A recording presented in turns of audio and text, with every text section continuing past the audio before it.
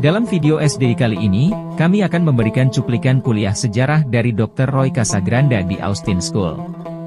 Dr. Roy Casagranda adalah profesor ilmu politik di Austin, Texas, di mana dia memberikan kuliah umum bulanan tentang politik, filsafat, dan sejarah. Dalam salah satu kuliahnya, dia menceritakan sejarah bagaimana Muslim di bawah pimpinan Khalifah Umar bin Khattab menaklukkan kota Yerusalem Palestina, dan kisah menarik antara Khalifah Umar bin Khattab dan Uskup Agung Yerusalem saat itu yang bernama Sophronius.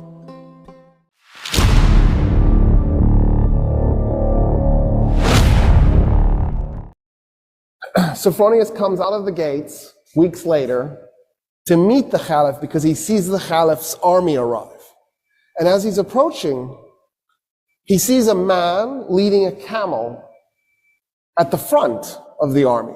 So for the record, the rich Arabs, the Arabs who were good soldiers, didn't usually ride camels. They usually rode horses, Arabians. And for those of you who don't know, Arabians are fast and agile, and they have crazy personality. And so they're perfect for warfare. Camels are a little bit clumsy and slow. They serve a purpose in warfare, but you're better off on an Arabian.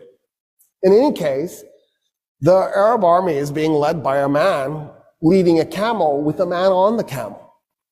So Sophronius, he's got a giant red hat, because he's also a cardinal, right? He's got gold tassels, actual gold, hanging from his hat. He's covered in gold jewelry. He's wearing red robes. He's covered in perfume. He's on a lectica.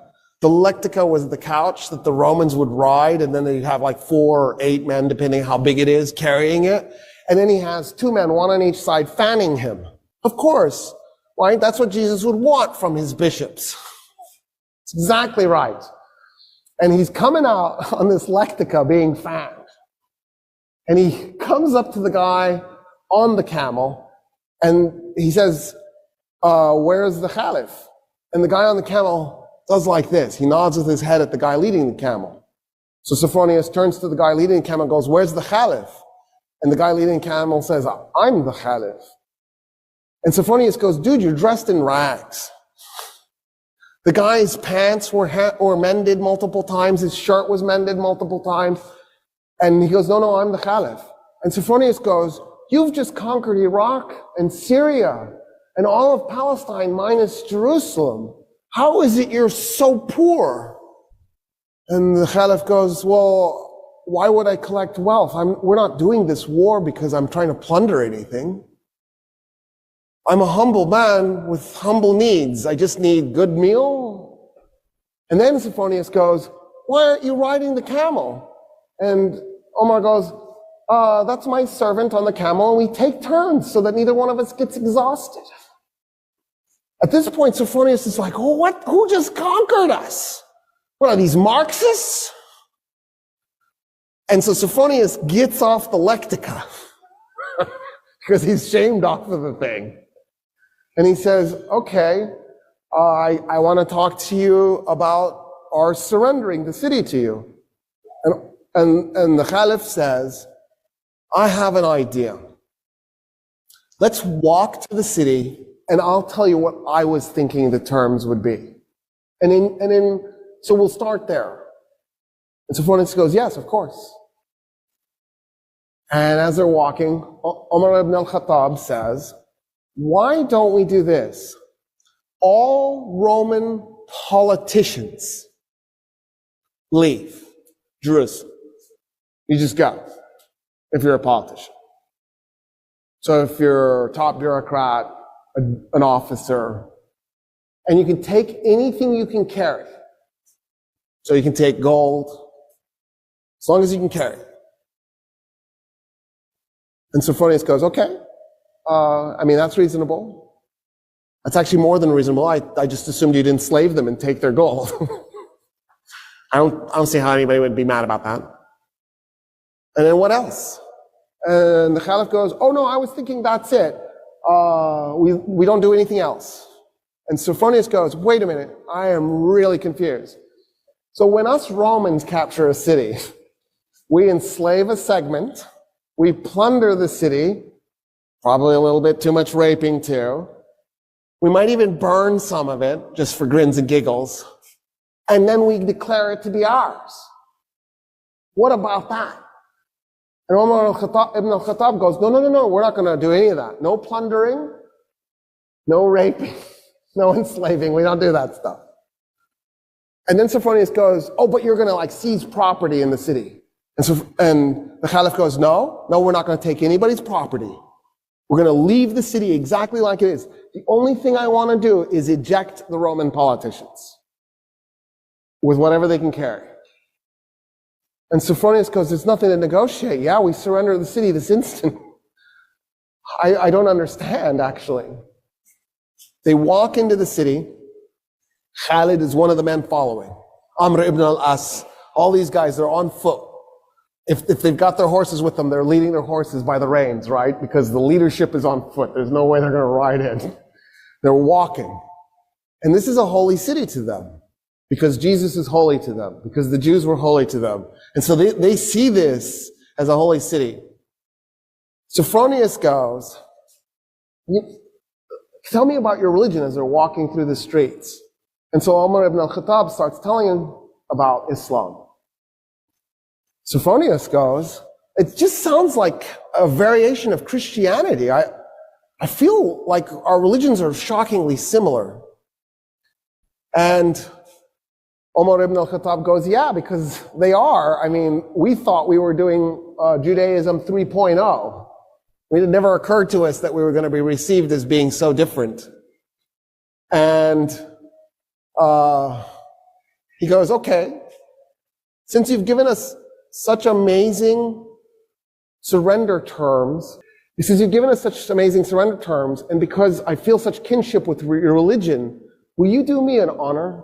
Will you come to my church and pray in your Muslim way next to me as I pray in my Christian way?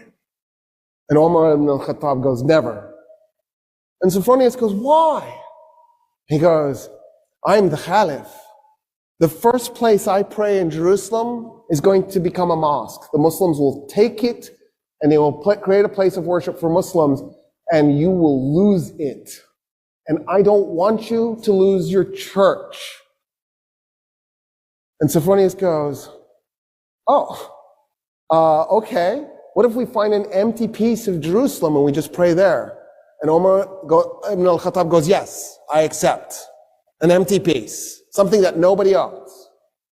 So they go and they find an empty lot and they pray.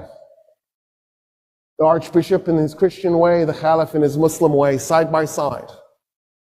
It is a mosque today, that spot, commemorating the first place that the first Muslim Caliph prayed in Jerusalem. He nailed it. He knew what was coming.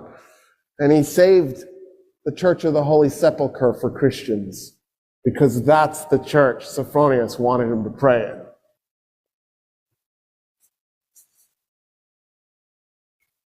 At that point, the Caliph says, I want to see the Temple Mount. And Sophronius goes, why? And the Caliph goes, because it's holy. It's holy to everybody. It's holy to Christians, it's holy to Jews, it's holy to Muslims. And Sophronius goes, nah, we haven't been treating it as holy to anybody. And Umar ibn al-Khattab goes, what do you mean? And so Sophronius says, so after we tore down the second temple of Solomon, when we conquered Palestine, we turned the Temple Mount into a garbage dump to punish the Jews. And the Caliph goes, what do you mean? And Sophronius goes, yeah, there's like 500 years of refuse on that thing. It's just a garbage dump. And he goes, show me. They walk up to the Temple Mount, and the Caliph can't believe what he's looking at. He falls on his knees, and he begins clearing the garbage by his hands.